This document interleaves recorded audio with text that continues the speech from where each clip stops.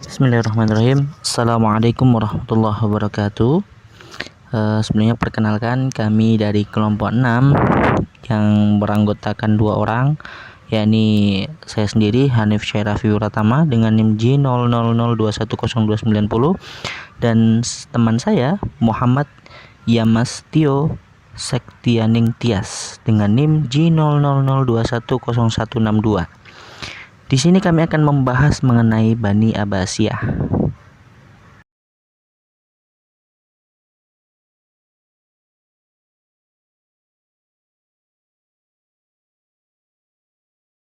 Baik teman-teman, kita langsung ke poin pertama atau materi yang pertama, yaitu latar belakang Bani Abbasiyah.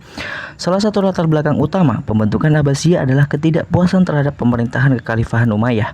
Banyak kelompok di dalam masyarakat muslim, terutama kelompok-kelompok yang merasa diabaikan atau tidak puas dengan kebijakan Umayyah, mendukung perubahan pemerintahan. Kemudian sejumlah masalah sosial dan ekonomi seperti ketidaksetaraan, ketidakpuasan, dan pajak yang berat memicu ketegangan di kalangan rakyat. Hal ini juga memberikan dukungan bagi gerakan perlawanan terhadap Umayyah dan upaya pembentukan rezim yang lebih adil. Pertempuran Zab pada tahun 750 Masehi adalah momen penting dalam kemenangan Abbasiyah terhadap Umayyah. Pasukan Abbasiyah yang dipimpin oleh Abu Muslim Al-Khurasani berhasil mengalahkan pasukan Umayyah, yang akhirnya membawa akhir kekuasaan Umayyah dan memungkinkan Abbasiyah untuk mendirikan dinasti mereka sendiri.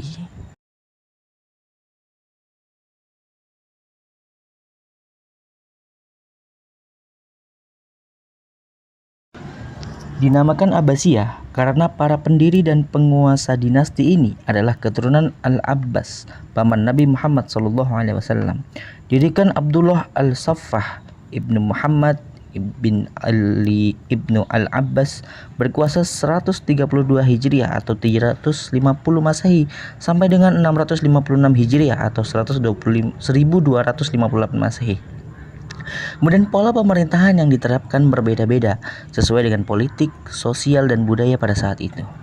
Kemudian pemerintahan awal dinasti Abbasiyah berfokus pada menegakkan otoritas dan menyatukan wilayah yang sebelumnya terpecah belah. Kekhalifahan Abbasiyah memperluas wilayahnya melalui serangkaian kampanye militer yang mencerminkan dorongan untuk menciptakan kekhalifahan yang lebih besar. Beberapa faktor utama yang menjadi latar belakang munculnya Abbasiyah. Yang pertama, ketidakpuasan sosial dan ekonomi. Di bawah pemerintahan Umayyah, banyak lapisan masyarakat yang merasa tidak puas dengan kesetaraan sosial dan ekonomi yang semakin meningkat. Pajak yang berat dan ketidakadilan dalam distribusi kekayaan menjadi sumber ketidakpuasan yang signifikan. Yang kedua, kritik terhadap kekhalifahan Umayyah. Kekhalifahan Umayyah yang dianggap oleh beberapa kelompok sebagai pemerintahan yang kurang islami karena faktor nepotisme dan korupsi mendapat kritik tajam dari sejumlah ulama, aktivis sosial, dan kelompok-kelompok oposisi. Ketiga, kemunculan gerakan anti Umayyah. Beberapa kelompok oposisi mulai muncul, termasuk kelompok yang mendukung klaim keturunan dari keluarga Nabi Muhammad SAW yang disebut Alawiyin atau Syiah Ali, dan Abbasiyah yaitu Syiah Al-Abbas. Klaim ini digunakan untuk menciptakan dasar legitimasi bagi pemberontakan terhadap Umayyah. Kemudian yang keempat, pemberontakan di Khurasan. Salah satu peristiwa yang paling penting yang memicu munculnya Abbasiyah adalah pemberontakan di wilayah Khurasan yang terletak di sekitar Iran modern.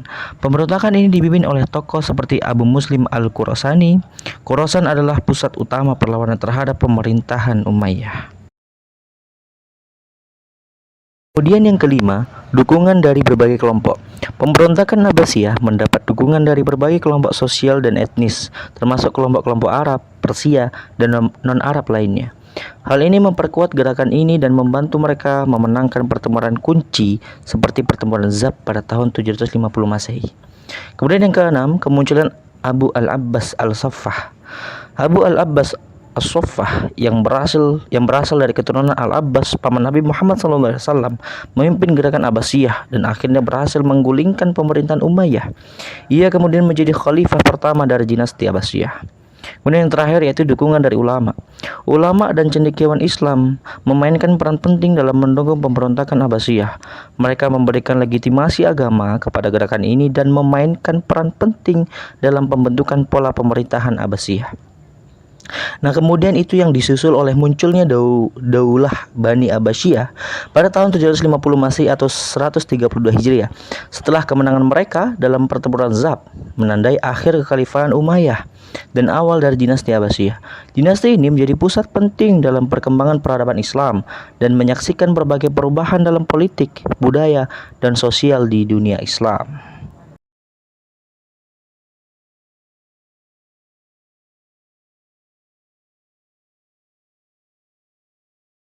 Kemudian teman-teman kita memasuki materi yang kedua ataupun poin yang kedua yaitu sistem dan politik pemerintahan Bani Abbasiyah. Sistem dan politik pemerintahan Bani Abbasiyah yang pertama yaitu keputusan pemindahan ibu kota. Salah satu langkah penting dalam pendirian Abbasiyah adalah pemindahan ibu kota dari Damaskus, ibu kota Umayyah, ke Baghdad. Ini merupakan keputusan strategis yang dimaksudkan untuk menciptakan pusat pemerintahan yang lebih sentral di wilayah kekhalifahan. Sebelumnya, Damaskus telah menjadi ibu kota kekhalifahan Umayyah, tetapi banyak orang yang merasa bahwa Damaskus kurang ideal sebagai pusat pemerintahan yang memadai. Pemindahan ini juga menjadi simbol perubahan dalam kepemimpinan dan pemerintahan. Ini teman-teman ada dampak pemindahan ibu kota, yaitu dampaknya yang pertama, kebangkitan kekhalifahan Abbasiyah.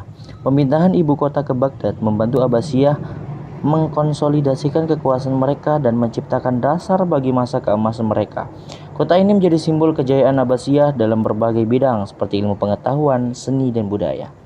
Yang kedua, pusat intelektual dan budaya.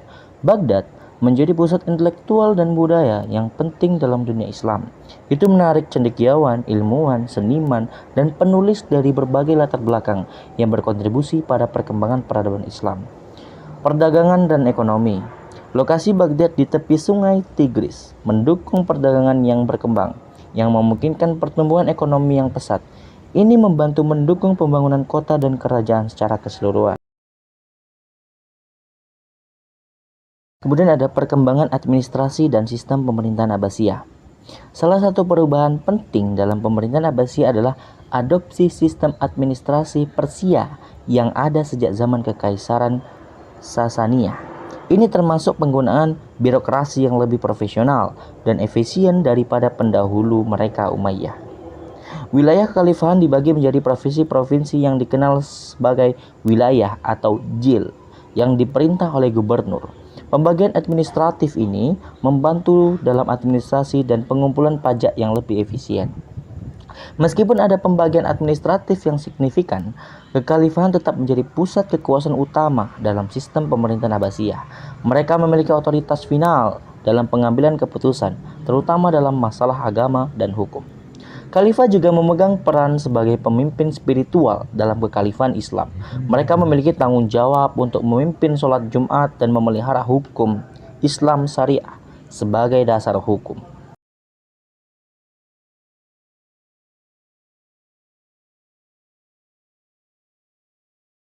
Kemudian ada kebijakan politik dan ekonomi. Politik inklusif terhadap kelompok non-Arab. Salah satu ciri khas pemerintahan Abbasiyah adalah politik inklusif terhadap kelompok-kelompok non-Arab, terutama Persia.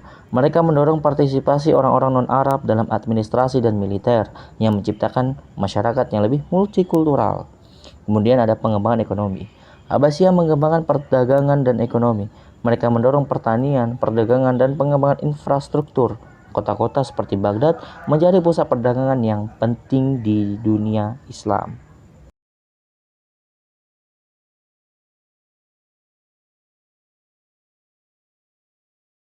Kemudian sistem pendidikan Bani Abbasiyah. Sistem pendidikan dalam bahasa Bani Abbasiyah adalah salah satu yang paling maju dalam sejarah peradaban Islam. Masa Abbasiyah dikenal sebagai masa keemasan pendidikan Islam, di mana berbagai pusat pendidikan dan ilmiah berkembang pesat. 1. Pusat-pusat pendidikan. Yang pertama yaitu yang mungkin secara umumnya teman-teman mungkin pernah membaca sejarah, yaitu ada namanya Baitul Hikmah. atau rumah kebijaksanaan. Salah satu institusi pendidikan paling terkenal dalam masa Abbasiyah adalah Baitul Hikmah di Baghdad. Baitul Hikmah adalah pusat intelektual yang mengumpulkan ilmuwan, cendekiawan, dan penerjemah untuk mempelajari dan menerjemahkan karya-karya klasik dari berbagai budaya ke dalam bahasa Arab. Kemudian yang kedua yaitu madrasah. Madrasah atau sekolah Islam berkembang pesat selama masa Abbasiyah. Madrasah ini adalah pusat pendidikan yang menyediakan pelajaran tentang Al-Quran, hadis, fikih atau hukum Islam, tafsir, penafsiran Al-Quran, dan ilmu pengetahuan lainnya. Madrasah umumnya dipimpin oleh ulama yang berkompeten. Kemudian membahas kurikulum pendidikan. Pertama yaitu pendidikan agama. Pendidikan agama, terutama pemahaman tentang Al-Quran dan hadis, adalah bagian integral dari kurikulum pendidikan. Pendidikan agama juga mencakup studi hukum Islam atau fikih, kemudian teologi atau kalam, dan penafsiran Al-Quran ataupun tafsir. Dan yang kedua yaitu ilmu pengetahuan. Abbasiyah sangat mendukung ilmu pengetahuan dan filsafat. Ilmuwan muslim diberi kesempatan untuk mempelajari matematika, astronomi, kedokteran, kimia, filsafat, dan ilmu pengetahuan lainnya. Banyak karya ilmiah klasik diterjemahkan dan dikembangkan selama masa ini. Kemudian yaitu kurikulum bahasa. Pengajaran bahasa Arab menjadi fokus penting dalam pendidikan untuk memahami teks-teks agama dan literatur Arab. Selain itu, Baitul Hikmah juga mempromosikan penerjemah karya-karya klasik dari berbagai bahasa ke dalam bahasa Arab.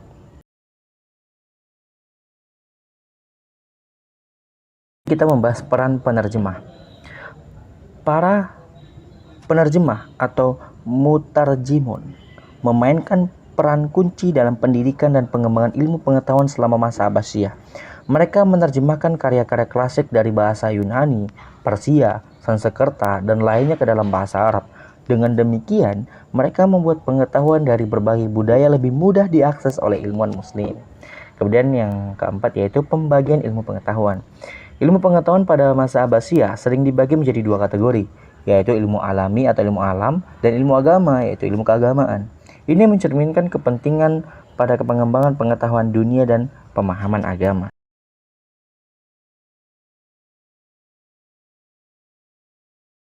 Kemudian yang kelima ada toleransi terhadap berbagai budaya. Masa Abbasiyah dikenal karena kebijakan inklusifnya terhadap ilmu pengetahuan dan budaya dari berbagai budaya dan agama. Ini menciptakan lingkungan yang multikultural dan mendukung pertukaran pengetahuan antar budaya. Dan yang keenam yaitu ada peran intelektual dan ilmuwan. Para ilmuwan muslim terkenal seperti Al-Kindi, Al-Razi atau dikenal dengan Razes dalam bahasa atau ilmuwan baratnya yang disebutkan, kemudian Al-Farabi dan Ibnu Sina atau Avicenna hidup dan berkarya selama masa Abbasiyah. Mereka membuat kemajuan besar dalam berbagai bidang ilmu pengetahuan dan telah memberikan kontribusi berharga bagi peradaban manusia. Mungkin dalam peran intelektual dan ilmuwan ini para muslim ilmuwan terkenal ini bisa disebut dengan filsuf muslim begitu teman-teman. Ini sedikit tambahan saja begitu.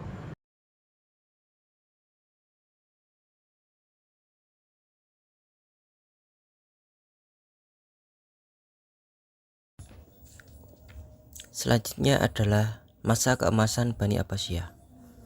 Masa keemasan Bani Abbasiyah atau sering juga disebut sebagai zaman keemasan Islam adalah suatu era yang sangat penting dalam sejarah peradaban Islam.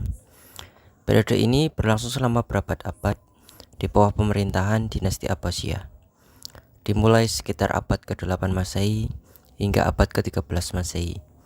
Pada saat itu, Kekhalifahan Abbasiyah menjadi pusat kekuasaan dan kebudayaan yang luar biasa di dunia Islam. Periode ini ditandai oleh prestasi besar dalam berbagai bidang, mencakup perkembangan ilmu pengetahuan, seni, budaya, dan ekonomi yang luar biasa. Selama masa ini, kota-kota seperti Baghdad menjadi pusat intelektual yang mendunia dan tempat berkumpulnya ilmuwan, filsuf, seniman, dan pemikir terkemuka dari berbagai latar belakang budaya. Salah satu aspek paling mencolok dari masa keemasan ini adalah perkembangan ilmu pengetahuan ilmuwan muslim seperti Al-Kindi, Al-Razi, Al-Farabi, Ibnu Sina, dan banyak lainnya membuat kemajuan signifikan dalam matematika, astronomi, kedokteran, kimia, dan filsafat. Mereka menerjemahkan dan memelihara pengetahuan klasik Yunani dan India, serta melakukan penelitian yang inovatif yang membantu membangun dasar-dasar ilmu pengetahuan modern. Selain itu, seni dan budaya juga mencapai puncaknya dengan seni arsitektur, kaligrafi, dan juga seni lukis. Begitu juga dengan seni kerajinan yang menjadi contoh keindahan dan kreativitas seni Islam. Keemasan ini juga melihat perkembangan sistem pendidikan yang canggih, termasuk pendirian madrasah dan lembaga penelitian. Masa keemasan Bani Abbasiyah menjadi periode yang makmur dan berpengaruh dalam sejarah peradaban manusia. Pusat-pusat ilmu seperti Bait al-Hikmah atau rumah kebijaksanaan di Baghdad menjadi tempat berkumpulnya ilmuwan cendekiawan dan penerjemah yang menerjemahkan karya-karya klasik dari bahasa Yunani, Persia, dan Sanskerta ke dalam bahasa Arab. Ilmuwan Muslim Abbasiyah membuat kemajuan yang besar dalam berbagai disiplin ilmu, baik di bidang matematika. Mereka juga mengembangkan konsep angka Arab dan sistem angka nol yang digunakan di seluruh dunia. Di bidang kedokteran, karya-karya seperti kitab Al-Hawi, Kaya Razi atau Razes mengemukakan pengetahuan medis yang lebih maju.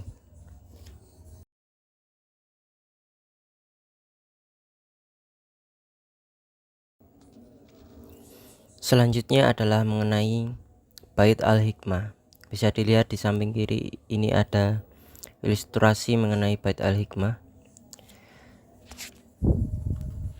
Pada masa pemerintahan Al-Ma'mun, yang merupakan putra dari khalifah terkenal Harun al-Rasyid, sebuah lembaga pengetahuan yang sangat bersejarah dan terkenal dengan sebutan Bait al-Hikmah atau rumah kebijaksanaan didirikan di kota Baghdad, yang saat itu adalah ibu kota kekhalifahan Abbasiyah. Pendirian Bait al-Hikmah adalah salah satu tonggak penting dalam perkembangan intelektual dunia Islam dan menjadi salah satu simbol kecemerlangan dalam sejarah ilmu pengetahuan dan budaya Islam. Bait al-Hikmah bertindak sebagai pusat intelektual dan penelitian yang tidak hanya mengumpulkan berbagai pengetahuan dari seluruh dunia, tetapi juga berfokus pada penerjemahan, pengembangan, dan penyebaran ilmu pengetahuan. Ini adalah tempat di mana karya-karya klasik dari peradaban Yunani kuno, India, dan Persia diterjemahkan ke dalam bahasa Arab, yang kemudian menjadi medium utama untuk penyebaran pengetahuan di dunia Islam. Selain menjadi perpustakaan yang besar yang menyimpan ratusan ribu manuskrip, Bait al-Hikmah juga berfungsi sebagai pusat pertemuan bagi para cendekiawan, ilmuwan, dan filosof muslim terkemuka dari berbagai disiplin ilmu. Mereka berkumpul di sana untuk berdiskusi, bertukar pemikiran, dan berkolaborasi dalam berbagai bidang ilmu seperti matematika, astronomi, filsafat, kedokteran, kimia, dan lain sebagainya. Selama periode ini, konsep ilmiah, metode penelitian, dan pendekatan empiris yang menghargai pengamatan dan eksperimen semakin berkembang di dunia Islam. Dan ini tercermin dalam kontribusi besar para ilmuwan dari Bait al-Hikmah. Contoh terkenal adalah karya dari Ibnu Sina dalam bidang kedokteran dan juga filsafat. Bait al-Hikmah adalah manifestasi konkret dari semangat pembelajaran, inovasi, dan pemeliharaan pengetahuan yang mencirikan masa keemasan Bani Abbasiyah. Lembaga ini menjadi salah satu simbol terbesar dalam sejarah perkembangan ilmu pengetahuan dan juga budaya Islam, dan warisannya tetap mempengaruhi dunia ilmiah hingga saat ini.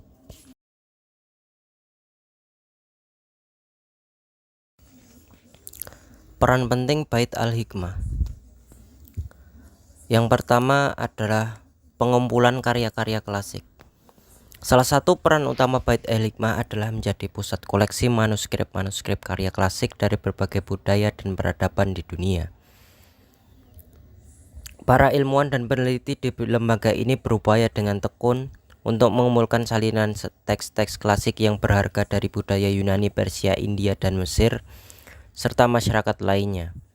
Koleksi ini mencakup karya-karya dalam berbagai bidang ilmu termasuk filsafat, matematika, kedokteran, astronomi, dan banyak lagi. Proses pengumpulan ini menjadi landasan yang kuat untuk penerjemahan dan pengembangan ilmu pengetahuan selanjutnya. Yang kedua adalah penerjemahan teks-teks klasik. Bait Al-Hikmah memiliki tim penerjemah yang sangat terampil yang bertugas menerjemahkan karya-karya klasik dari berbagai bahasa ke bahasa Arab. Penerjemahan ini merupakan upaya kolosal yang membantu ilmuwan muslim untuk mendapatkan akses yang lebih luas terhadap warisan ilmiah yang beragam. Dengan menerjemahkan teks-teks tersebut ke dalam bahasa Arab, ilmuwan Islam bisa memahami dan memanfaatkan pengetahuan dari peradaban-peradaban sebelumnya. Hal ini juga memungkinkan pertukaran ide dan pemikiran antar budaya. Yang ketiga adalah penyebaran ilmu pengetahuan. Karya-karya yang diterjemahkan dan dipelajari di Bait Al-Hikmah tidak hanya disimpan di perpustakaan lembaga tersebut, tetapi juga disebarluaskan ke seluruh dunia Islam. Hal ini dilakukan untuk mempromosikan penyebaran ilmu pengetahuan dan membuatnya lebih mudah diakses oleh ilmuwan cendekiawan dan intelektual di seluruh kekhalifahan.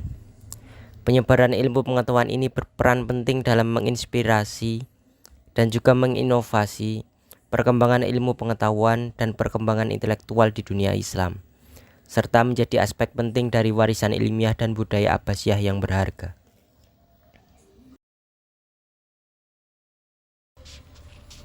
Yang keempat adalah pusat penelitian dan juga diskusi.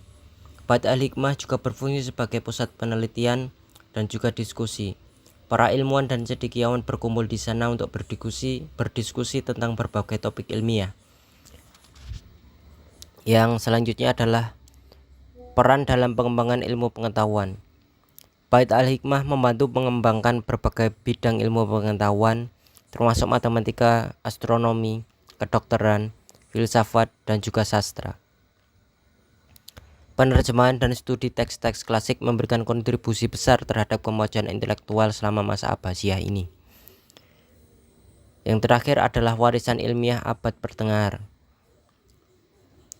Bait Al-Hikmah dan upaya-upaya ilmiah yang terkait dengan institusi ini membantu menciptakan warisan ilmiah yang berharga bagi peradaban Islam di dunia barat.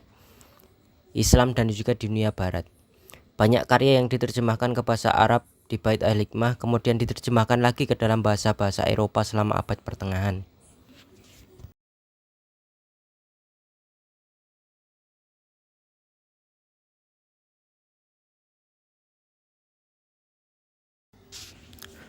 Seni arsitektur. Seni arsitektur dalam masa Bani Abbasiyah adalah salah satu aspek paling mencolok dan penting dalam sejarah peradaban Islam. Arsitektur Abbasiyah mencerminkan perpaduan pengaruh budaya yang beragam, seperti Persia, Yunani, Romawi, dan juga Mesopotamia, yang menghasilkan gaya arsitektur unik yang dikenal sebagai arsitektur Islam atau arsitektur Islam awal. Seni arsitektur yang pertama adalah seni arsitektur masjid, yaitu Masjid Agung Samarra. Salah satu contoh paling terkenal dari arsitektur Abbasiyah adalah Masjid Agung Samarra ini yang berada di Irak. Masjid ini terkenal karena menara miringnya yang unik. Menara ini memiliki spiral yang terbuat dari batu bata, dan meskipun nampak miring, sebenarnya itu adalah hasil dari desain yang sangat cermat.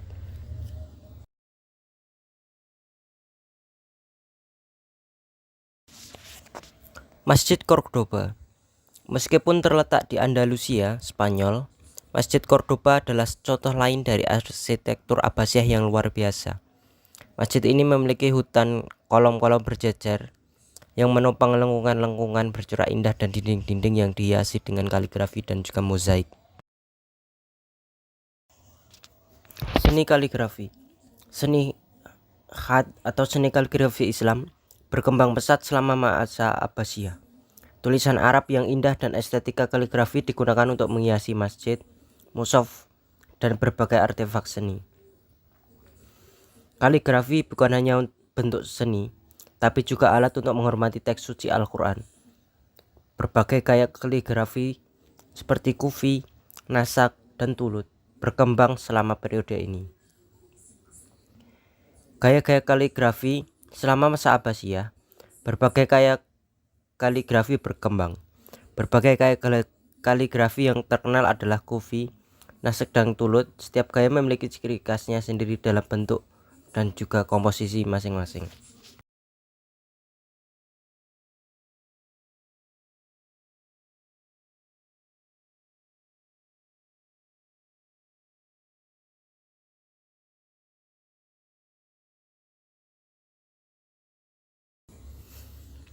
Pengaruh seni Islam pada seni yang ada di dunia.